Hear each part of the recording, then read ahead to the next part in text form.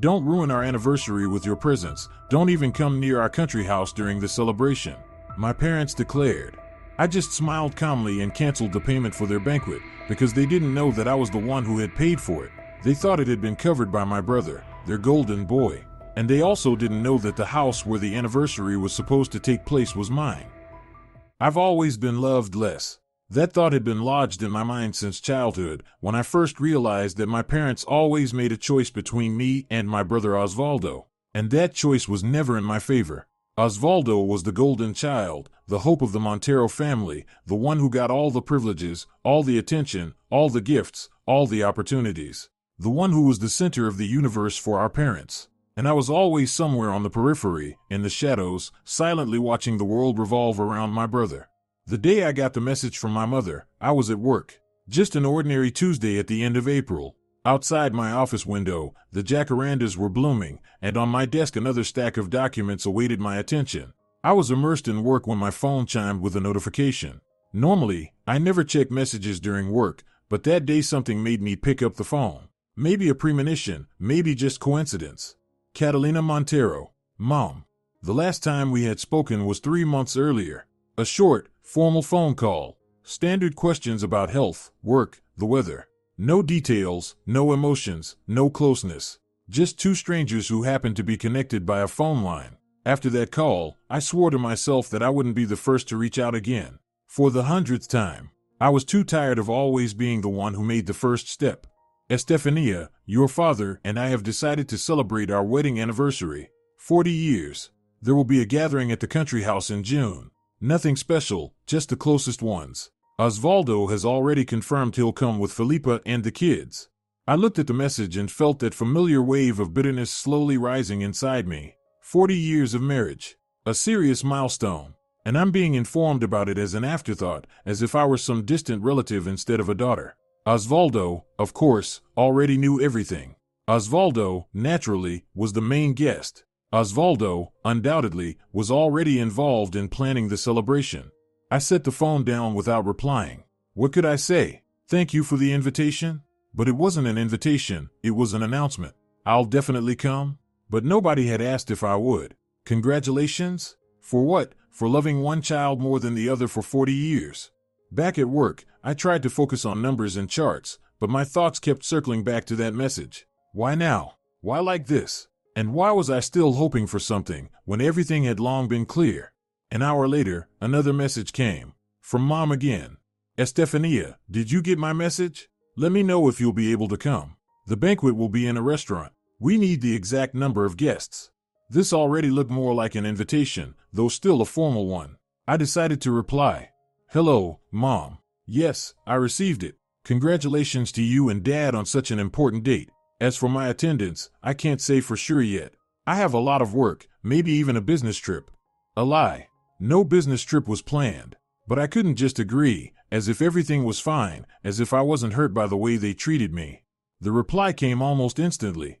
Estefania, this is an important family event. Try to put your work aside. You understand how much it means to your father and me. To your father and me. Not to our family. To your father and me. Once again that feeling, they were over there, and I was over here. They were a family, and what was I? I didn't reply. Not that day. I needed time to process my emotions, to decide what to do. Part of me wanted to refuse, to blame work or illness. Another part, the one still desperately seeking my parents' approval, insisted I should go. To show that I was successful, that I had made it, that I had achieved something in life. That evening, back home, I opened a bottle of wine and settled on the balcony of my apartment. 30th floor, a view of the city at night. The lights below sparkled like a scattering of stars. This was my fortress, my refuge. 3 bedrooms, a spacious living room, a modern kitchen. Everything I had dreamed of. Everything I had achieved on my own. I work as a financial director at a large company. I started as an ordinary economist, gradually climbing the career ladder. Work, studies, more work. No connections, no support. Just my persistence and my desire to prove what? To whom? Myself? My parents? My brother? Everyone around me? With each sip of wine, the memories grew sharper. Childhood in a small town. A 3-room apartment, where the best room always belonged to Osvaldo. School, where I was constantly compared to my brother. Your brother was the best student. Why aren't you like him? Your brother got top marks in math, and you only got a B. Your brother never gave us any trouble. My parents weren't bad people. They just loved Osvaldo more. Maybe because he was the firstborn. Maybe because he was a boy. Maybe because he resembled my father more. Or maybe simply because love can't be controlled, and somehow all of it went to him, leaving almost nothing for me. When the time came to apply to university, Osvaldo chose law. Prestigious, promising, just what our parents dreamed of. They paid for his education, rented him an apartment downtown, provided everything he needed. When, 2 years later, it was my turn, the money for tuition was already gone. Sorry, Estefania, but times are tough right now. Osvaldo is still in school, and your father hasn't settled into his new job yet. Maybe you could try for a state-funded spot, or choose something simpler. I didn't go for a state-funded place, and I didn't choose anything simpler. I enrolled in the economics faculty at the same university as Osvaldo, but I paid for my studies myself. I studied during the day, worked as a waitress in the evening, and prepared for classes at night. I slept 4 hours a day, barely made ends meet, but never asked my parents for help.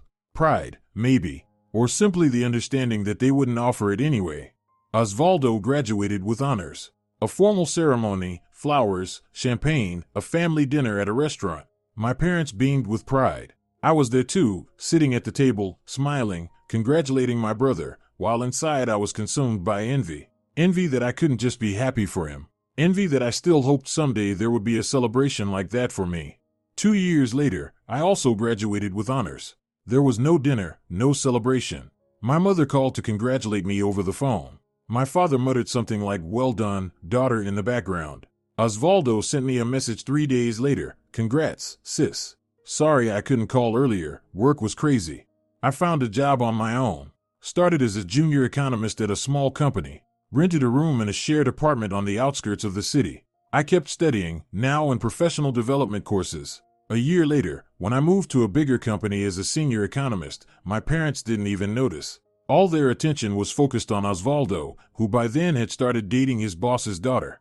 2 years after that, I became deputy CFO. I bought my first apartment, small, in a residential neighborhood, but mine. I invited my parents to the housewarming. They didn't come. Sorry, Estefania, but your father has an important meeting, and my blood pressure is acting up. Maybe next time? There was no next time. Just as there were no many other things I had expected from my family. Support, interest, pride, love. The years went by. I kept working, studying, growing. Built a career, made friends, even tried dating, though nothing serious came of it. Maybe because I always kept people at a distance. Maybe because I was afraid of being rejected again, the way I had been by my parents. Osvaldo married Felipa, his boss's daughter. A lavish wedding, 200 guests, a honeymoon in Cancun. My parents spent all their savings on the celebration and even went into debt. They glowed with happiness, proudly introducing their son and his bride. I was introduced only to a few distant relatives, and even then, only in passing, and this is our Estefania. She works in the city too. A year later, Osvaldo and Felipa had a son, my nephew Mauricio. 2 years after that, a daughter, Valentina. My parents fully transformed into those grandparents who live entirely for their grandchildren. Every weekend they drove over to Osvaldo's house, babysat the kids, helped with chores. It seemed they remembered I existed only on holidays, and not always then. I didn't harbor anger. Truly, I understood that everyone has their own life, their own priorities. I accepted that for my parents, the priority had always been, and always would be, Osvaldo and his family. I accepted that and built my own life without them. But sometimes, in moments of weakness, I still hoped that one day they would see me, really see me, and maybe, just maybe, even feel proud. By 35, I had become the CFO of one of the largest companies in my field. I moved into a spacious apartment downtown. I could afford to travel, to buy expensive clothes, to dine at fine restaurants. On the outside, my life looked perfect. A successful career, financial independence, freedom of choice. But inside, that little girl still lived, the one who desperately wanted to be noticed, to be praised, to be loved. I finished my wine and went back inside. My phone was blinking with a new message. From Mom again. Estefania, you haven't replied. We need to know if you're coming. It's important for the organization. Organization. Everything had to be perfect. As always. especially when it came to something as important as their 40th wedding anniversary. I decided to call. Enough messages. Enough half-words. We would talk like adults. Mom picked up after the third ring. Yes, Estefania? Her voice was tense, as if she was expecting something unpleasant. Hi, Mom. I got your messages about the anniversary. Yes, and? Will you come? Straight to the point. No, how are you? Or how's work? Just a question demanding a clear answer. I'd like to come, but I need to know the details. When exactly will it be? And where? June 25th. It's a Saturday. First a small ceremony for the closest ones, then a banquet. Everything will be at the country house that Osvaldo found. A very beautiful place, overlooking a lake. Osvaldo found the house? That surprised me. As far as I knew, my brother never owned any country property. Yes, he arranged it with someone. He said he'll take care of everything. He knows how important this is for us. Of course he understands. Osvaldo always understands everything. Osvaldo always does everything right. And what about the gift? Are you planning anything? Oh, don't worry about that. Osvaldo has already thought of everything. He said it'll be a surprise. Naturally, Osvaldo had already thought of everything. Osvaldo organized it all. Osvaldo. All right, Mom. I'll try to come. Try? Estefania, this is 40 years of marriage. Your parents' marriage. You can't just try. You have to be there. Have to. Always that word. I have to be grateful. Have to be understanding. Have to be invisible. Have to be convenient. I know, Mom, and I want to be there. It's just that I really do have a lot of work, and I can't promise for sure, but I'll do my best. A pause. I heard my mother sigh. All right, Estefania. Let us know once you've decided for certain. Of course. And, Mom. Yes? Can I help with the organization? Maybe with paying for the banquet, or... No, thank you. As I already said, Osvaldo is organizing everything. He told us it will be his gift to us. His gift. Naturally. All right, Mom. Talk soon. Goodbye, Estefania. The conversation left a bitter aftertaste, as if I were once again that little girl standing off to the side, watching everyone admire her brother. Nothing had changed. Even after so many years, even after all my achievements, in my parents' eyes I was still in the background. But something inside me had changed. I was no longer that insecure little girl. I was a grown, successful woman, and I decided that this time would be different. This time I wouldn't stand in the shadows. This time I would make sure they noticed me. The next day, I began to act. The first step was to learn more about the country house Osvaldo had supposedly found. That wasn't too difficult. All I had to do was call my brother under the pretext of discussing the anniversary details. Osvaldo, hi. It's Estefania. Hey, sis. Long time no hear. How are you? My brother's voice sounded friendly, but a little distant. We had never been close, and in recent years we'd only seen each other at family events, which had become fewer and fewer. I'm fine, thanks. Working as usual. And you? Oh, same here. Lots of work. The kids are growing. Valentina is starting first grade this year. Can you believe it? Already? Time flies so fast. Tell me about it. Listen, I'm a bit busy right now. Was there something specific you wanted? Always straight to the point. No small talk. No real interest. Yes, I spoke with Mom about the anniversary. She said you found some country house for the celebration. Oh, yeah. It's a great place. You'll love it. 2 stories, right on the lake, big grounds, a pier. Perfect for something like this. Sounds wonderful. And whose house is it? Did you rent it? No, it belongs to a colleague of mine. He's going abroad for the whole summer and said we could use it. Just asked us to be careful. It's expensive property, after all. I see. And what about the banquet? Mom said you're organizing everything. Yeah, I arranged it with a restaurant. They'll deliver everything on site. Service will be top-notch. That must cost a lot. Quite a bit. But it's 40 years of marriage. An event like this deserves to be celebrated properly. Of course. Listen, maybe I can contribute too? We could split the costs? A pause. I could almost see Osvaldo frowning on the other end of the line.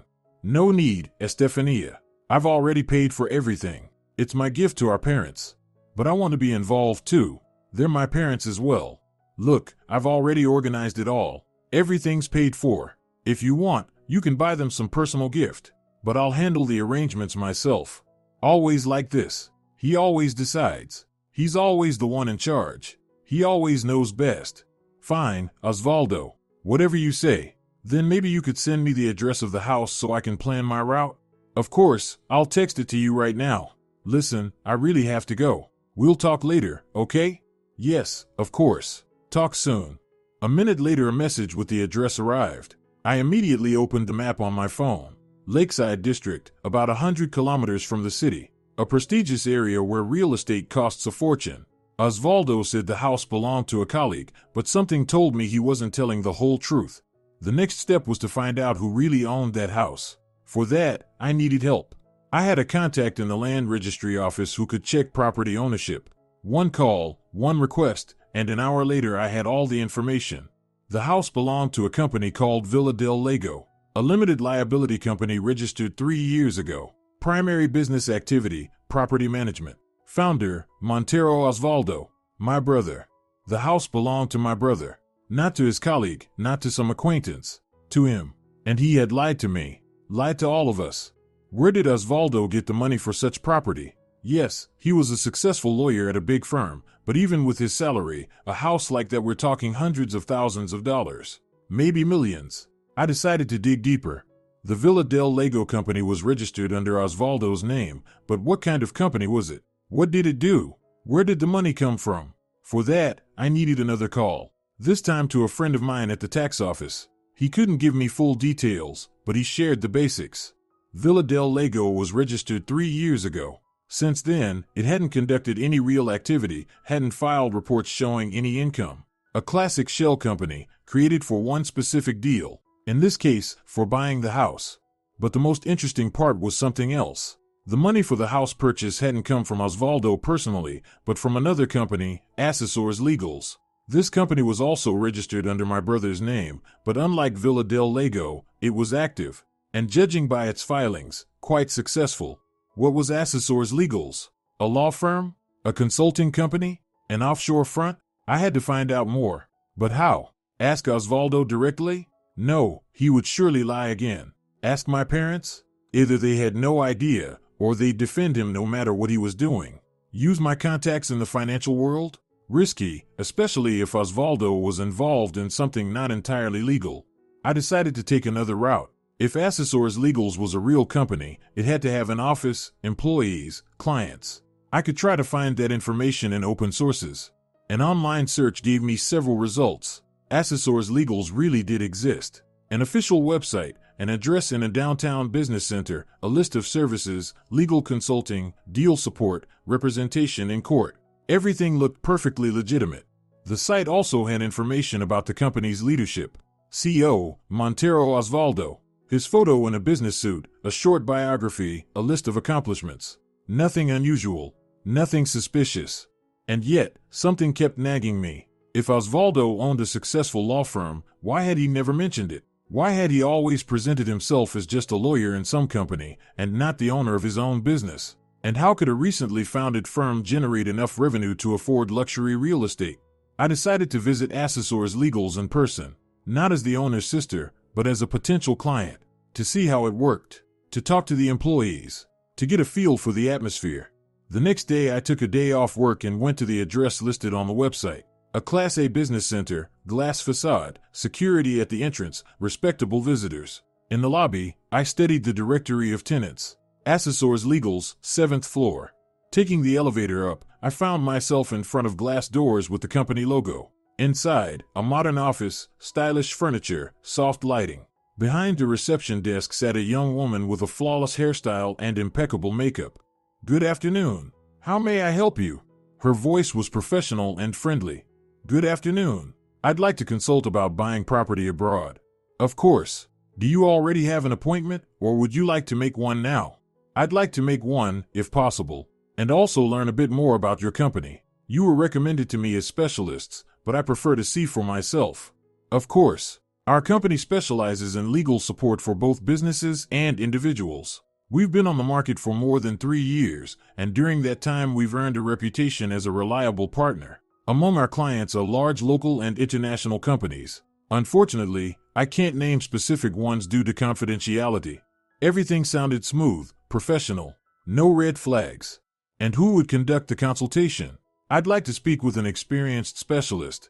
All of our lawyers are highly qualified with extensive experience. Your case will be handled by one of our senior specialists, Beatriz Ramirez. She's an expert in international law and real estate. Excellent. And the CEO, Osvaldo Montero, does he also consult clients? At the mention of Osvaldo's name, something changed in the girl's expression. Almost imperceptibly, but I caught it. A faint tension, a fleeting wariness. Osvaldo Montero is responsible for the company's strategic management and works only with key clients. If you specifically wish to consult with him, I can check whether that's possible. But usually his schedule is booked weeks in advance. No, I was just asking. A consultation with Beatriz will suit me just fine.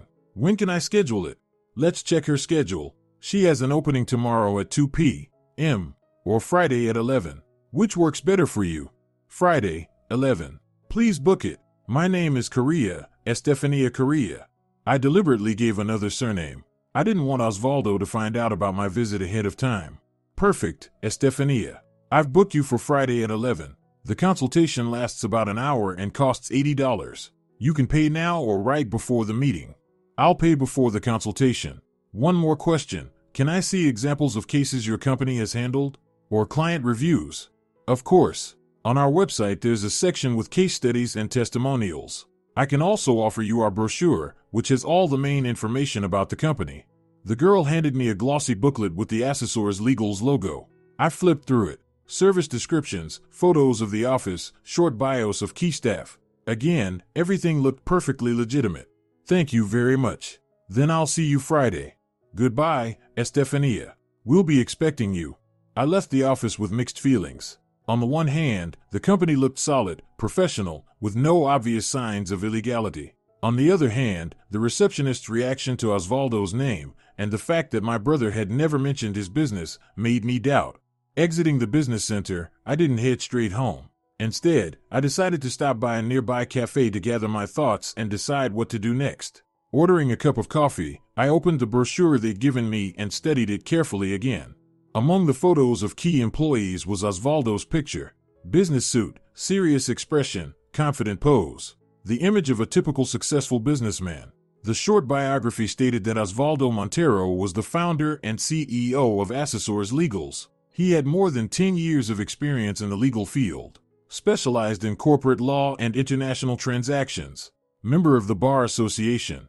All of this matched reality, as far as I knew. Osvaldo really had been working as a lawyer for more than 10 years, starting from his university days.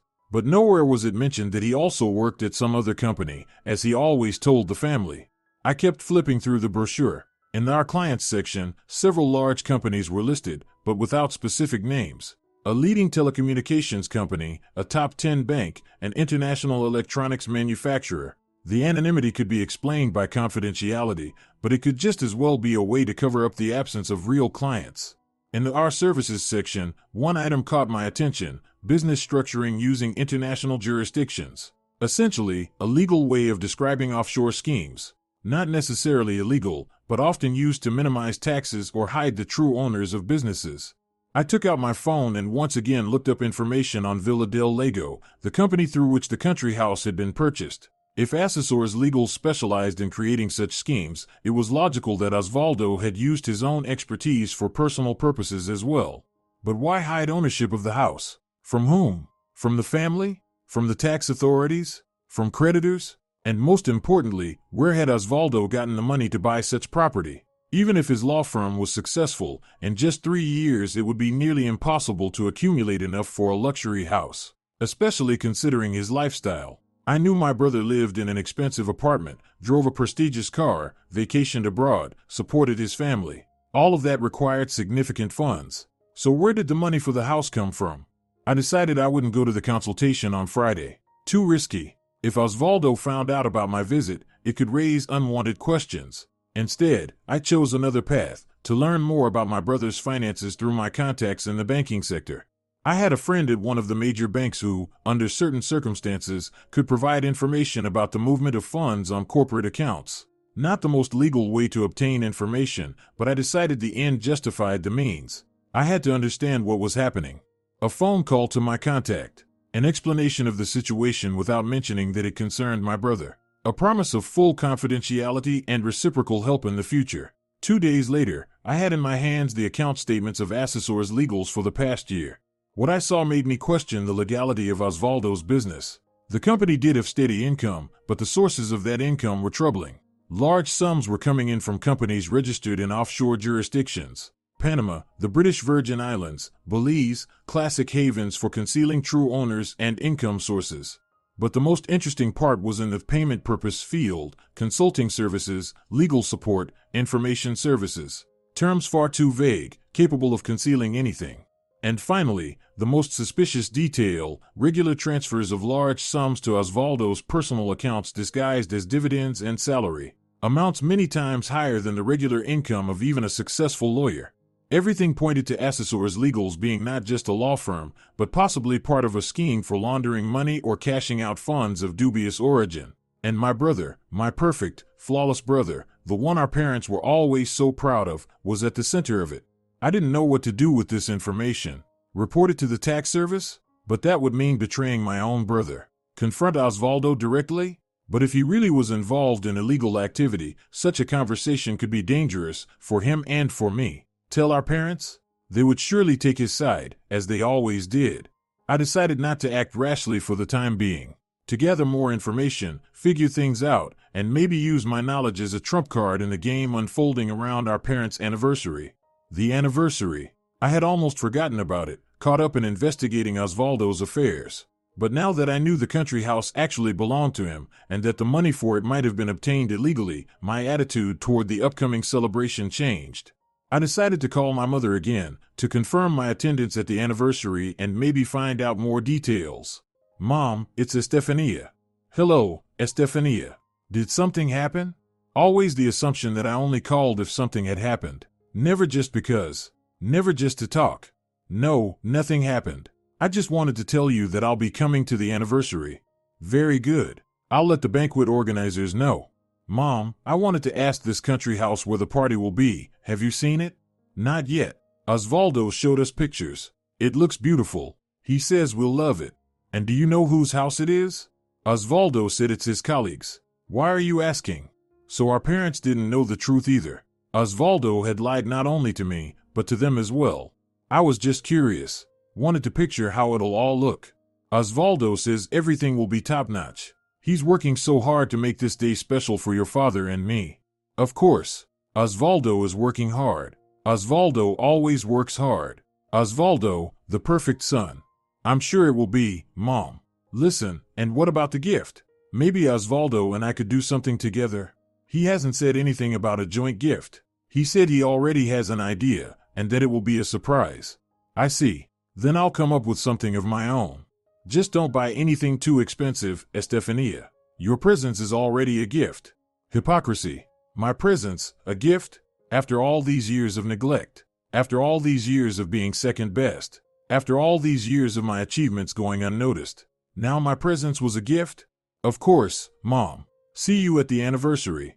I hung up and sat staring at my phone for a long time. Something inside me had shifted. Years of resentment, years of invisibility, years of being overlooked, all crystallized into a solid determination. I would no longer be the one standing in the shadows. I would no longer be the one unseen. I would no longer be the one who always yielded. The next day, I began to act. First, I called the restaurant that, according to Osvaldo, was catering the banquet. I introduced myself as the event organizer and asked for details of the order. Good afternoon. My name is Estefania Montero. I'm calling about the banquet on June 25th. The country house by the lake. Good afternoon. Yes, we have that order. A banquet for 30 people, off-site service. That's right. I'd like to clarify a few details. Of course. What exactly are you interested in? First, the menu. What dishes will be served? The administrator listed the menu: ceviche, tamales, empanadas, arroz con pollo, pabellón criollo, flan and tres leches cake for dessert. Everything sounded expensive and sophisticated. Osvaldo clearly hadn't spared any expense. Excellent. And what about payment? Has it already been made? Yes, we've received a 50% deposit. The remaining amount must be paid no later than 1 week before the event. Who exactly made the down payment? Just a second, I'll check the system. The deposit was made by Assessors Legals via wire transfer. So Osvaldo hadn't paid for the banquet out of his personal funds but through his company. Interesting. Thank you for the information. And one last question. We're considering the possibility of changing the event date. Would that be possible? In principle, yes, but we'd need to know the new date as soon as possible. And depending on the date, the cost of service may change. I see. I'll let you know if a decision is made to change the date. Thank you for the information. The next step in my plan was to confirm whether the country house really belonged to Osvaldo, and if so, under what conditions he owned it. For this, I needed help from another acquaintance, this time from the Land Registry Service. A property records request, a copy of the deed, and there was before me, full information on the owner of the lakeside house. The house was registered to Villa del Lago, whose sole founder was Osvaldo. The company had purchased the property 3 years earlier for a sum that looked impressive even by luxury real estate standards. Where had Osvaldo gotten that kind of money? Now that I knew about his company Assessors Legals and had seen the cash flows, I had my suspicions. But I needed proof, concrete facts I could use. I decided to reach out to a former classmate who now worked at the Financial Monitoring Service. He had access to databases of suspicious financial transactions and could check whether Osvaldo's companies had ever come under scrutiny by regulators. We met in an unremarkable cafe. I explained the situation, again without mentioning it was about my brother. I promised confidentiality, and a few days later, I had information that confirmed my worst fears. Assessors Legals was indeed under quiet observation by financial intelligence. Suspicions, money laundering, illegal cashing out, tax evasion. Not enough evidence yet to open a criminal case, but investigations were ongoing. Now I knew enough. My brother, the golden boy, the pride of the family, was involved in illegal activity. The house where our parents' anniversary was supposed to take place had been bought with dirty money, and the banquet was being paid from the same sources. What was I supposed to do with this information? I could tell my parents, open their eyes to who their beloved son really was, but they likely wouldn't believe me. Or worse, they would believe me but still take his side, because they always took his side, right or wrong. I could report it to law enforcement, provide all the evidence I'd gathered, but that would mean betraying my own brother, sending him to prison, destroying his family. No matter how he treated me, I wasn't ready for such drastic steps. And then I had an idea that would allow me not only to restore justice but also to finally step out of the shadows, to make a statement, to show that I was worth something too. I decided to buy Osvaldo's country house, the house where our parents' anniversary was supposed to be held, the house no one knew belonged to my brother, the house bought with money of dubious origin. First, I contacted an independent appraiser and ordered a valuation of the property. The result was as expected. The house was worth even more than I had assumed. But I had savings enough to cover a significant portion, and the rest I could finance with a loan. I was the CFO of a major company with an excellent credit history and high income. Banks were more than willing to give me the required sum at a reasonable rate. Then I drafted an official purchase offer, not in Osvaldo's name, but addressed to Villa del Lago, the formal owner of the house. The offer was slightly above market value, to make it attractive. After sending the offer, I waited. I knew Osvaldo would most likely refuse to sell, especially once he discovered the buyer was his sister. But I had an ace up my sleeve, the information about his illegal activities, which might interest the authorities. To my surprise, the reply came quickly. A representative of Villa del Lago, almost certainly Osvaldo himself or one of his trusted people, said the offer was under review and requested a personal meeting to discuss the details. The meeting was set for the next day at the Assessors Legal's office. I arrived prepared to see Osvaldo, but instead of my brother, I was greeted by a young man who introduced himself as the company's lawyer. Good afternoon. My name is Eugenio Velasquez. I represent Villa del Lago. We received your offer to purchase the property and would like to discuss the details. Good afternoon. Estefania Montero. I'm glad you're interested in my offer. First of all, I'd like to know why you're interested in this particular property. It's not on the market, and information about it isn't public. I have my sources. Let's just say I've been looking for property in this area for some time. And when I learned about this house, I decided to make an offer, even though it isn't officially for sale. I see. And are you prepared to pay the amount stated in your offer? Yes, in full. I already have part of the funds, and for the rest I've secured loan approval. Good. I'll pass your information to the company's management. They'll make a decision in the coming days. I'd like to know who exactly makes that decision. With whom am I actually negotiating? Villa del Lago has a management structure that provides for collective decision-making. I'm not authorized to disclose specific names. He was lying, and we both knew it. The decision was Osvaldo's and only Osvaldo's. In that case, tell the company's management that my offer is valid only until the end of the week. After that, I'll be considering other options. I'll certainly pass that on. We'll be in touch soon. As I left the office, I was certain Osvaldo would contact me directly as soon as he found out who wanted to buy his house. And I wasn't wrong. The call came that same evening. Estefania, what are you doing? Osvaldo's voice was tense, edged with irritation. What do you mean, Osvaldo? I decided to play innocent to the very end. You know exactly what I mean. Why are you trying to buy the house on the lake? Oh, that? I didn't realize you knew. I'm simply looking for country property as an investment. This one seemed appealing. Estefania, stop it. We both know this isn't a coincidence. How did you even find out about the house? How did you get to Villa del Lago? I have my sources. Don't think you're the only one in this family who knows how to do business. A pause. I could almost see him gripping the phone, struggling to control his anger. Listen, Estefania. That house is not for sale. Especially not to you. I don't know what game you're playing, but stop it right now. Why are you so nervous, Osvaldo? It's just business. If the house belongs to some colleague of yours, like you claimed, then why should it matter to you who buys it? Estefania, I'm not playing these games. You know very well the house is mine. And you know very well our parents' anniversary will be held there. So quit this circus. Oh, so the house really is yours? Then why did you lie to me? And to our parents? Why did you say it belonged to a colleague? Another pause. Clearly, Osvaldo hadn't expected me to corner him so quickly. That's none of your concern, Estefania. My finances are my personal life. And our parents' anniversary, is that your personal life too? Only you have the right to organize it? Only you get to give gifts? Only you get to be the good child? So that's it. You're jealous. You always were. Because I made something of myself, and you? What do you have? A job? An apartment? You couldn't even manage to get married. His words stung, but I was ready for them. I knew Osvaldo would strike where it hurt most the moment he felt threatened. I'm not jealous of you, Osvaldo, especially now that I know where your money really comes from. The money for this house, for the new car, for your vacation in Cancun, for your kids' private school. What are you talking about? There was a flicker of alarm in his voice. I'm talking about Assessor's legals, about the suspicious transactions, about the money flowing in from offshore accounts, about illegal cashing schemes, about tax evasion, about the fact that you're under financial intelligence surveillance, about the fact that the lakeside house was bought with dirty money, about the banquet for our parents being paid from the same sources. Silence. A long, tense silence. When Osvaldo finally spoke, his voice sounded different, low, restrained, edged with fear. What do you want, Estefania?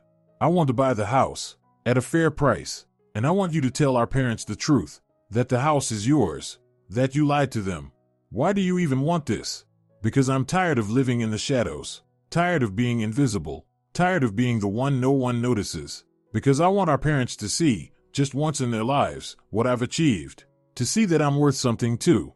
And you're willing to blackmail your own brother for that? Willing to destroy my life? My career? My family? I don't want to destroy your life, Osvaldo. I just want a little justice, a little recognition, a little respect. And you think you'll get that by buying a house? You think our parents will suddenly love you more? His words struck a nerve, because there was some truth in them. Because deep down I really did hope that if I bought that house, if I hosted our parents' anniversary there, if I made everything perfect, then they would finally see me and love me. I don't know, Osvaldo, but I want to try, and I won't back down. Either you sell me the house, or I go to financial intelligence with what I know. You wouldn't do that. You wouldn't send your own brother to prison.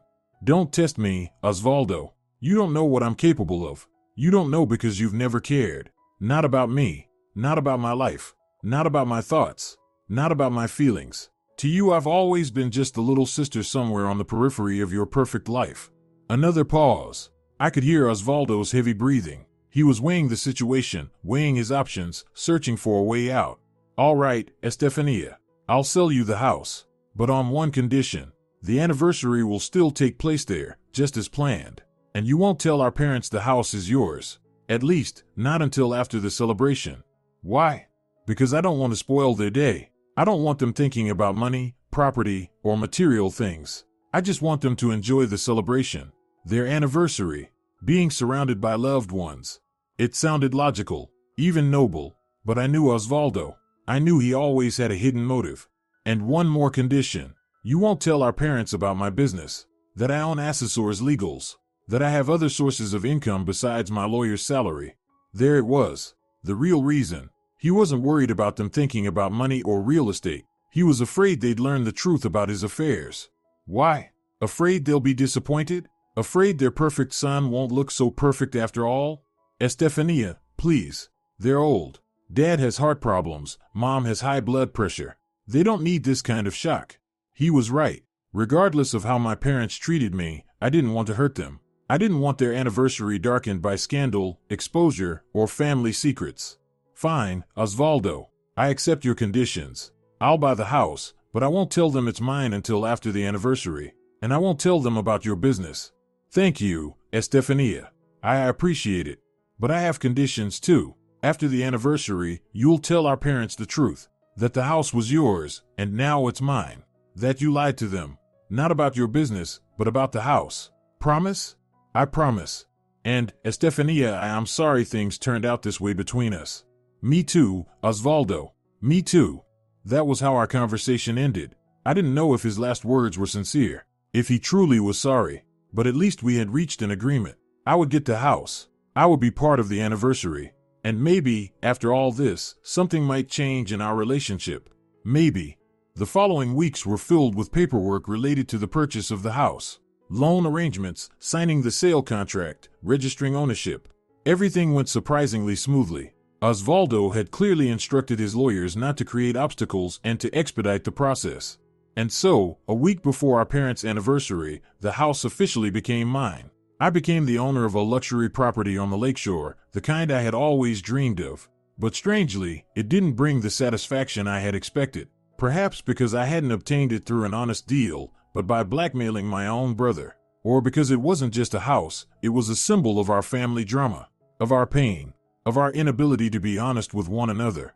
Osvaldo kept his word and didn't cancel the anniversary, despite the sale of the house. On the contrary, he continued actively organizing it, as if nothing had changed. The banquet, the service, the guests, everything remained in place. We hardly spoke in those days. A few short phone calls about logistics. A few dry text messages. No personal conversations. No attempts to reconcile. It was as if a clear line had been drawn between us, one neither of us was willing to cross. Our parents showed little interest in my role in preparing the anniversary either. They called a few times, mostly to confirm I was coming and to remind me of the event's start time. No questions about my life, my work, my plans. Only the formal details connected to the celebration. I tried not to take it to heart. After all, I had long since accepted that in my parents' eyes I would always come second. Always be a slight disappointment. Always be not quite the child they wanted.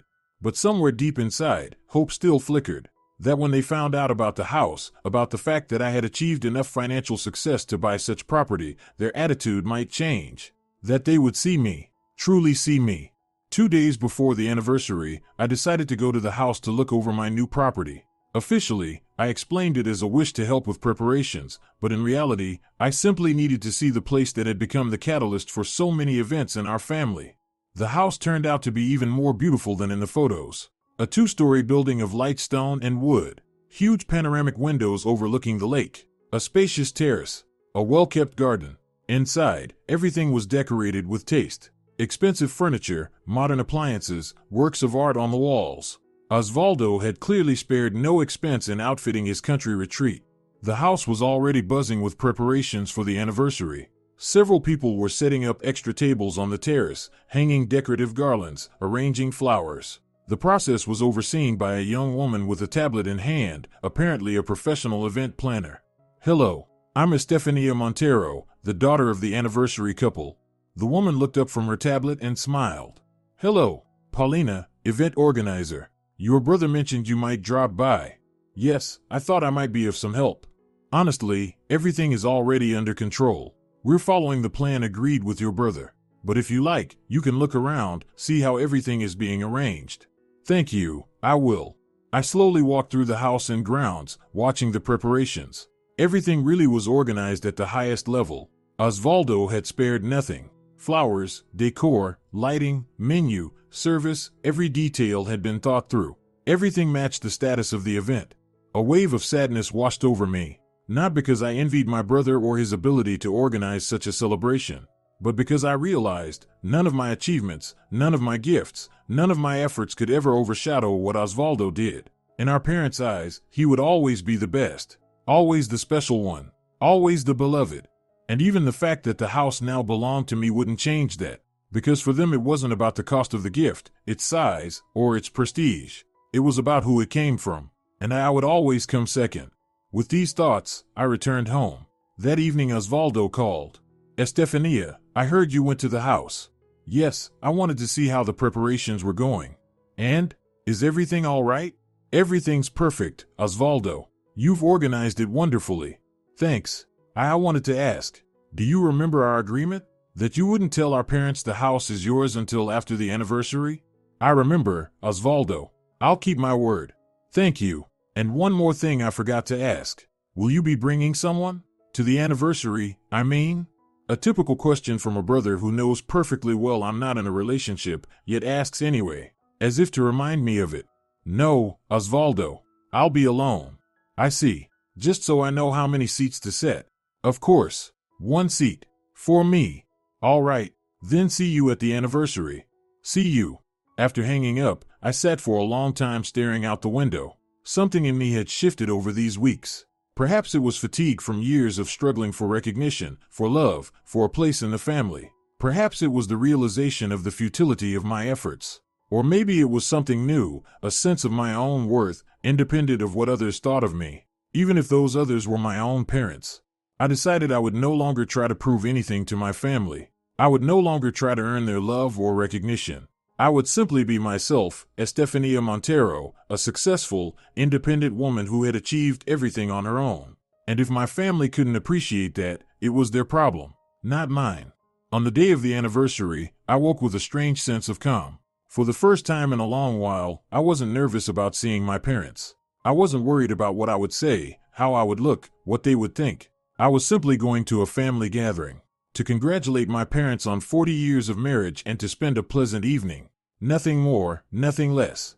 I chose a simple but elegant dress for the anniversary. Nothing flashy, nothing provocative. I did light makeup, styled my hair. I took from the safe a small box with the gift, a watch for my father and a necklace for my mother. Expensive, but not ostentatious. A gift that said, I remember you. I care about you. But I'm not trying to buy your love. Before leaving, I checked the documents for the house once more. Everything was in order. The house officially belonged to me. All taxes paid, all formalities observed. From that moment, I was the owner of a luxury property on the lake. And although I had promised Osvaldo not to tell our parents until after the anniversary, I couldn't help feeling some satisfaction in knowing this fact. I got into the car and set off. 100 kilometers to the lake, a road I had already traveled several times over the past weeks. But today it felt different, perhaps because I wasn't just driving to a country house, but to my country house. Or maybe because today something important was going to happen, something that would change my life and my family's. When I arrived, I saw several cars already parked in front of the house. My parents, Osvaldo with his family, and apparently a few other guests. I took a deep breath, checked my reflection in the rearview mirror, picked up the gift, and got out of the car. At the entrance I was greeted by Paulina, the event planner. Good afternoon, Estefania. Glad to see you. Your parents and the other guests are already on the terrace. Thank you, Paulina. I'll find my way. I walked through the house to the terrace, where at the big table sat my parents, Osvaldo with Felipa and the kids, and a few other people, close friends of my parents, it seemed. Estefania, you came. My mother rose from her seat and came toward me. She looked festive in a light blue suit with a new hairstyle. Of course, Mom. I promised. I hugged her, trying to do it sincerely, without the usual stiffness that accompanied our meetings. You look wonderful, she said, looking me up and down. Is that a new dress? Yes, I bought it especially for your anniversary. It's very pretty, and it suits you. A compliment from my mother, so rare that I was almost taken aback. Thank you, Mom. Go say hello to your father. He'll be glad to see you. I walked over to my father, who was speaking with one of the guests. When he saw me, he broke off the conversation and stood up. Estefania, my little girl. He hugged me with unexpected warmth. I'm so glad you came. Hello, Dad. Congratulations to you and Mom on your anniversary. I handed him the box with my gift. This is from me, a little present. Thank you, darling. But your presence is already a gift for us. That phrase again. But this time it sounded different, genuine, warm, without the usual formality that colored our interactions. I greeted the other guests, hugged my nieces and nephews, exchanged pleasantries with Felipa. Osvaldo nodded at me but kept his distance, as if afraid I might break our deal and tell the truth about the house. The anniversary unfolded exactly as I had expected. Exquisite dishes, fine wine, toasts, congratulations, stories from my parents' life together. Everything was organized perfectly, every detail thought through, every moment planned. Osvaldo, as always, was the center of attention. He gave moving toasts, told funny childhood stories, beamed with pride as our parents opened his gift, a travel set and a certificate for a Caribbean cruise. Naturally, everyone was delighted.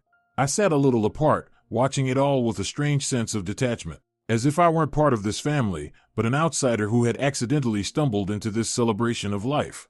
After the main part of the banquet, when the guests had wandered off around the grounds, enjoying the view of the lake, I decided to take a short walk. I needed fresh air, needed to gather my thoughts, to prepare for what was to come. I stood by the shore, gazing at the water, when I heard footsteps behind me. Turning, I saw my mother. It's beautiful here, isn't it? She said, coming closer. Yes, it's a wonderful place. Osvaldo chose it for our anniversary. He said he wanted us to spend this day somewhere special. I didn't reply. What could I say? That the house hadn't been chosen by Osvaldo, but bought by him with questionable money? That it now belonged to me? That everything she saw around her, all this splendor, was paid for with funds of dubious origin? Estefania, I wanted to talk to you. About what, Mom? About us. About our family. About you. I turned to her, surprised by these words. In all the years of my adult life, my mother and I had never spoken of such things. Only about the weather, about work, about everyday trivialities. Never about feelings. Never about relationships. Never about pain. I know that your father and we weren't always fair to you, she continued, looking not at me but at the lake. We often put Osvaldo first. Gave him more attention, more support, more love. I stayed silent, unsure of how to respond. It was so unexpected, so unlike my mother, that I almost couldn't believe my ears. I can't explain why it happened that way. Maybe because he was the firstborn. Maybe because he was so much like your father. So easy to talk to. So understandable. And you were always more complicated. Deeper. You always kept your feelings to yourself. You were always a little distant. A little far away. I wasn't distant, Mom. I just didn't want to impose. Didn't want to be a burden. Didn't want to disappoint you even more. Disappoint us? Estefania, you were never a disappointment. Never. But you always made me feel that Osvaldo, that he was better, smarter, more successful, more deserving. No, Estefania. We never thought that. We just didn't know how to love two children equally. We didn't know how. We never learned. She turned to me, and I saw tears in her eyes.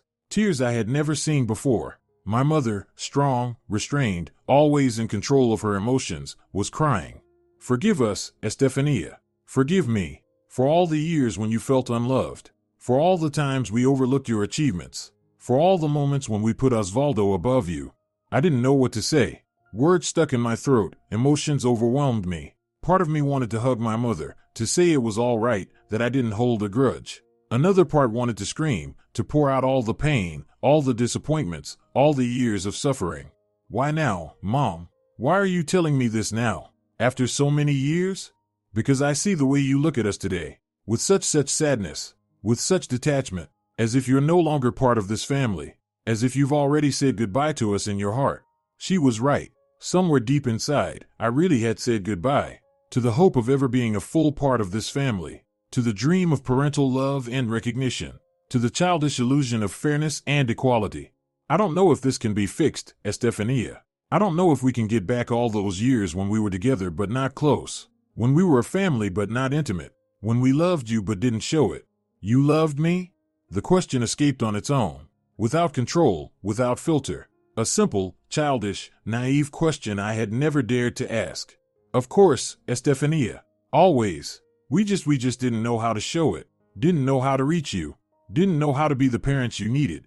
I looked at my mother, at her tears, at her sincere remorse, and something inside me began to soften. Years of resentment, years of pain, years of misunderstanding, they didn't vanish, but they became a little lighter, a little more transparent, a little less sharp. I don't know what to say, Mom. Don't say anything. Just give us a chance. Give us the opportunity to show that we can be better, that we can love you the way you deserve.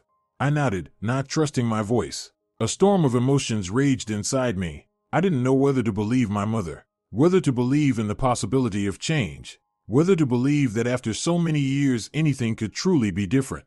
We stood on the lake shore, mother and daughter, bound by blood but divided by years of misunderstanding and pain. And in that moment, in that quiet evening hour, something changed between us. Not everything, not completely, but something.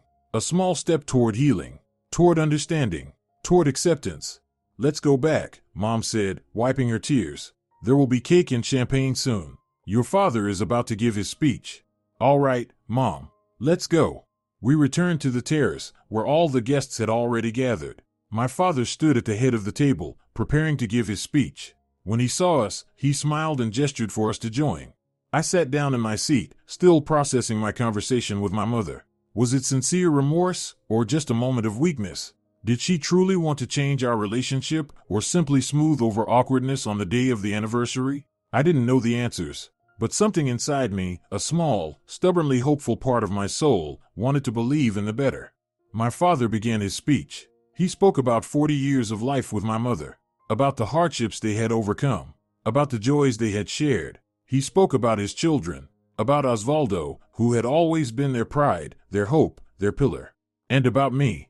And our daughter Estefania, he said, looking straight at me, our quiet, strong, independent daughter. We didn't always understand you. We weren't always there when you needed us. But we have always been proud of you, of your persistence, of your determination, of your ability to achieve everything on your own. You are a true Montero, and we love you, no less than Osvaldo, just differently. I felt tears well up in my eyes. It was unexpected, almost unbelievable. My father, a man who rarely spoke of feelings, who rarely showed emotion, was openly acknowledging his mistakes and declaring his love for me in front of everyone. I glanced at Osvaldo. He sat with an unreadable expression, but in his eyes I caught something. Surprise? Jealousy? Confusion? I couldn't be sure. My father finished his speech. The guests applauded, and the celebration moved on to the next part. Cake, champagne, music, dancing. It was all a blur for me. I moved, I spoke, I smiled, but my thoughts were far away. I was trying to make sense of everything that had happened that day. The conversation with my mother, my father's speech, those tiny but meaningful changes I noticed in how they treated me.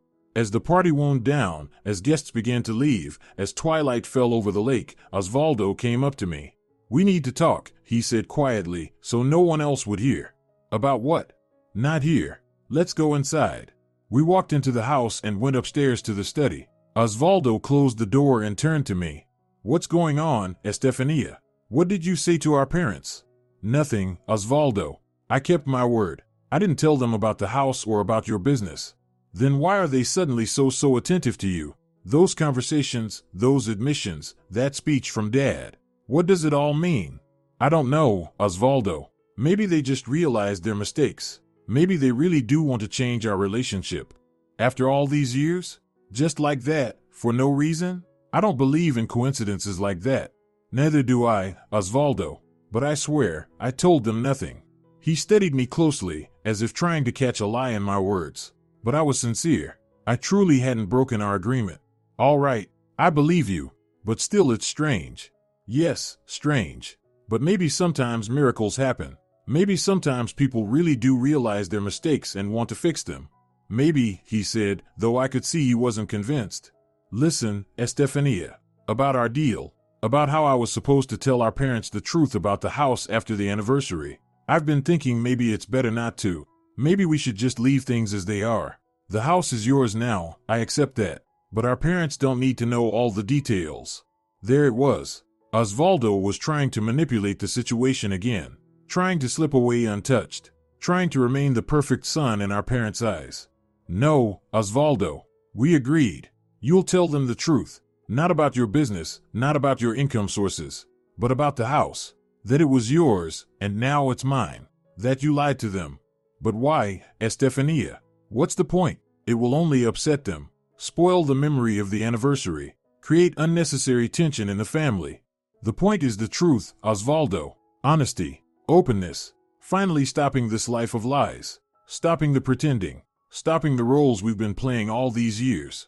You're an idealist, Estefania. Life isn't that simple. Sometimes lies are kinder than the truth.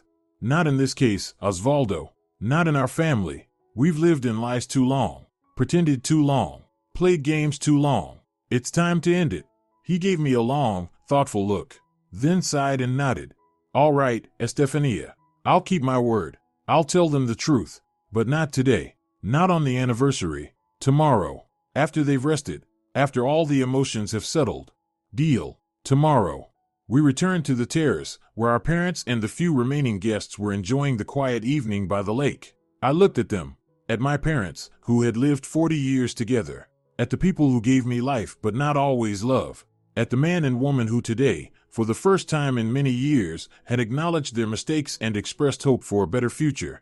I didn't know what tomorrow would bring. I didn't know how my parents would react to the truth about the house. I didn't know whether our relationship would change, whether it would become closer, warmer, more genuine. But in that moment, in that quiet evening by the lake, I felt a strange calm, as if something important, something significant was finally beginning to shift in my life and in my family's. The next morning I woke up early. I had spent the night in one of the guest rooms of my house. My house. The thought still felt strange, unfamiliar, but pleasant. I got up, went to the window, pulled back the curtains, and looked out at the lake. The morning sun reflected on the water, creating a play of light and shadow. Beautiful, calm, peaceful. I went down to the kitchen, where the catering staff were already bustling about, preparing breakfast for the guests who had stayed overnight. My parents, Osvaldo and his family, a few of my parents' close friends. Around 10 people in total. Good morning, Estefania, greeted Paulina, the event organizer. Breakfast will be ready in half an hour. We'll serve it on the small terrace. Thank you, Paulina. Has anyone else gotten up yet? Your parents are already out walking by the lake. The others seem to still be resting. I see. Then I'll go for a walk too. I stepped outside and headed toward the lake. The morning air was fresh and pleasant. Birds sang in the trees, a light breeze rustled the leaves. A perfect morning after a wonderful evening. My parents were sitting on a bench by the water, holding hands and staring into the distance. They looked serene, happy, like a young couple, not like people who had spent 4 decades together. Good morning, I said as I came closer. They turned, smiles spreading across their faces. Genuine, warm, welcoming. Good morning, Estefania, my mother replied. Come sit with us. It's so lovely here in the morning. I sat down beside them, and for a while we just sat in silence, enjoying the moment. The beauty of nature, the rare feeling of family unity. Yesterday was a wonderful day, said my father. One of the best of our lives. Yes, everything was perfect, I agreed. Osvaldo organized it all so well. Not just Osvaldo, my mother objected. You were part of it too. Your presence, your support, your gift, it all made the day special. I smiled, unsure of how to respond. My mother's words were nice, but unusual. I wasn't used to praise, to recognition, to having my contributions noticed and valued. You know, Estefania, my mother went on, yesterday, when we spoke by the lake, I didn't tell you everything. I didn't tell you how deeply I regret all those years we were distant. I didn't tell you how often I thought of you, worried about you, felt proud of you, but stayed silent. Out of foolish pride. Out of fear of being rejected. Out of an inability to express my feelings. I left much unsaid too, added my father. I didn't say how much I admire your strength, your independence, your ability to handle everything on your own. I didn't say how often I remember you as a little girl, serious, always wanting to do everything yourself. I didn't say how much I regret not being there when you needed support, advice, simple parental approval. I felt a lump rise in my throat. These words, these confessions, this openness, it was all so new, so unexpected, so long awaited. All my life I had been waiting for this moment. The moment when my parents would truly see me, acknowledge that I was worth something too. And here it was. and I didn't know how to react, what to feel, what to say. I don't know what to say, I admitted. This is so unexpected. Don't say anything, my mother said, taking my hand. Just know that we love you. We've always loved you, and we always will. I nodded, not trusting my voice. Inside me, a storm of emotions raged. Joy at their recognition, pain at the memories of years of alienation, hope for a better future, fear that it wouldn't last, that soon everything would go back to the way it had been. And one more thing, Estefania, my father said. We know about the house. I froze. What? They know? But how? Osvaldo had promised not to say anything until today. Did he break his word? What house? I asked, trying to buy time, to understand what exactly they knew. This house, my mother replied. The house we're in now. The house you bought for us. I stared at them, not understanding what was happening. They thought I had bought the house for them from the start, that it was my gift? But that wasn't true. I had bought the house from Osvaldo, who had already planned to hold the anniversary here. Mom, Dad, I don't understand. Who told you that I bought this house for you? Osvaldo, my father answered. He told us everything last night, after all the guests had left. He told us how you spent months planning this surprise, how you found the perfect house, how you negotiated with the owner, how you arranged the purchase, how you asked him to help with organizing the anniversary so it would look like his idea. I was stunned. Osvaldo had lied again, but this time his lie was in my favor. He had painted me in the best possible light, attributed noble motives to me, given me the credit. Why? For what reason? He also said that you forbade him to tell us the truth until after the anniversary, my mother continued. That you wanted us simply to enjoy the celebration, without thinking about money, about property, about anything material. It was so thoughtful of you. I didn't know what to say. Part of me wanted to tell the truth, to explain how it had really happened, that the house had originally belonged to Osvaldo, that I had bought it from my brother, that it hadn't been a noble gesture on my part at all, but rather the result of blackmail and manipulation. But another part of me understood that this lie was kinder than the truth. It made everyone happy. My parents, who believed their daughter had given them an incredible gift. Osvaldo, who managed to save face despite his questionable dealings. And me, who had finally received the recognition and love I had dreamed of for so long. I didn't want you to find out so soon, I said, deciding to support Osvaldo's version. I wanted it to be a surprise after the anniversary. This is the most amazing, most generous, most incredible gift we've ever received, my father said, with tears in his eyes. But even more valuable than the gift itself is what it represents. Your love, your care, your desire to make us happy, despite all our mistakes, despite all the years when we didn't give you what you deserved. We don't know how to thank you, Estefania, my mother added, but we promise we'll try to do better, to be the parents you deserve, to be the family you always dreamed of. I nodded, tears streaming down my cheeks. It was all so unexpected, so strange, so beautiful and so complicated. I had gotten what I had always longed for, but I had gotten it through a lie, through Osvaldo's lie, which I had upheld with my own. But maybe sometimes a lie really is kinder than the truth. Maybe sometimes the end does justify the means. Maybe sometimes it's better to accept a lie that makes everyone happy than insist on a truth that only brings pain. I didn't know the answers to these questions. But in that moment, sitting on the lakeshore with my parents, who for the first time in many years looked at me with love, with pride, with recognition, I decided that sometimes a lie can serve the greater good. Sometimes a lie can be the beginning of something real, something genuine, something worthwhile. I love you, I said, hugging my parents. I've always loved you. And we love you, Estefania, they replied together. We always have, and we always will. We sat by the lake, embracing, and I felt something inside me begin to heal. Years of pain, years of distance, years of misunderstanding, slowly retreating, replaced by something new, something bright, something real. After breakfast, when my parents went off to pack their things to return to the city, I finally found a moment to speak to Osvaldo alone. He was standing on the terrace, looking out at the lake, when I approached him. Thank you, I said simply. He turned, a faint smile on his face.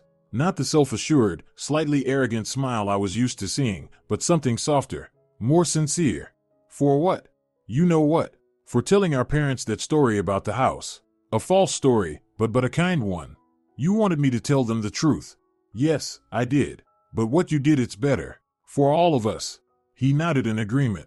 I thought that in this case, the truth wouldn't help anyone. It would only bring pain. And your version, the version where you bought the house for them as a gift, makes everyone happy.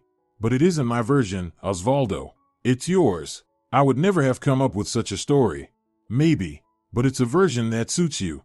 That shows you as you really are. Generous, caring, thoughtful. I stared at my brother, hardly believing my ears.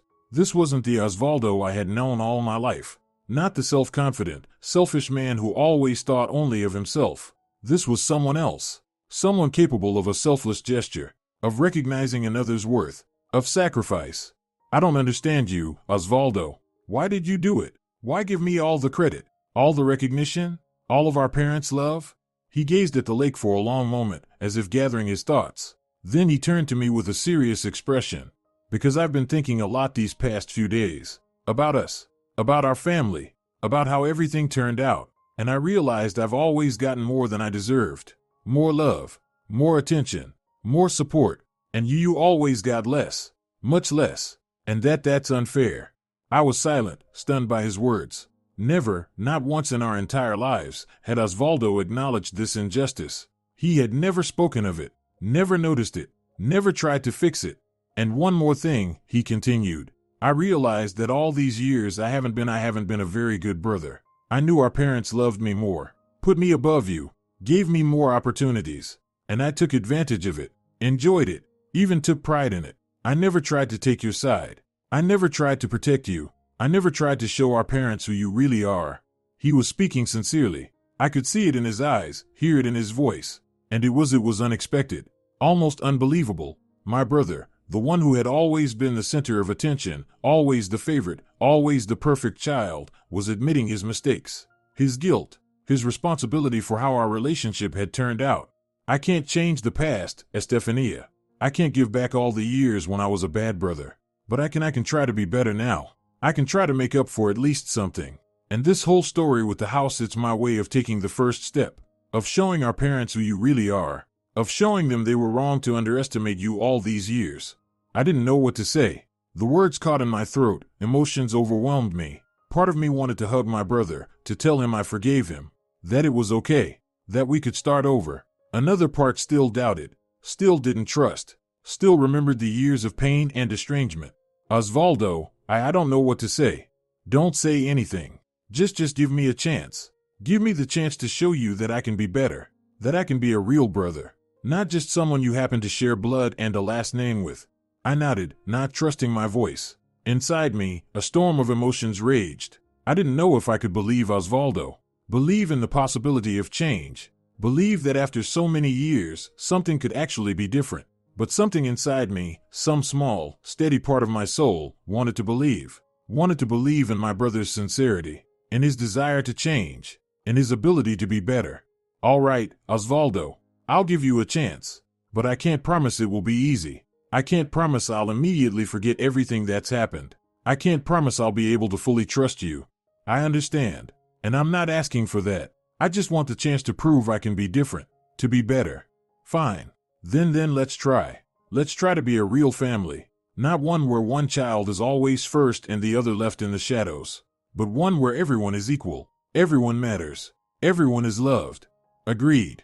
And, Estefania, thank you for giving me this chance, for not telling our parents the truth about my affairs, for choosing mercy over justice. I smiled, feeling, for the first time in a very long time, real, genuine warmth toward my brother. Maybe mercy really is the highest form of justice. He nodded in agreement. Maybe. We stood there on the terrace, brother and sister, bound by blood but separated by years of misunderstanding and pain. And in that moment, in that quiet morning hour, something shifted between us. Not everything, not completely, but something. A small step toward healing, toward understanding, toward becoming a real family.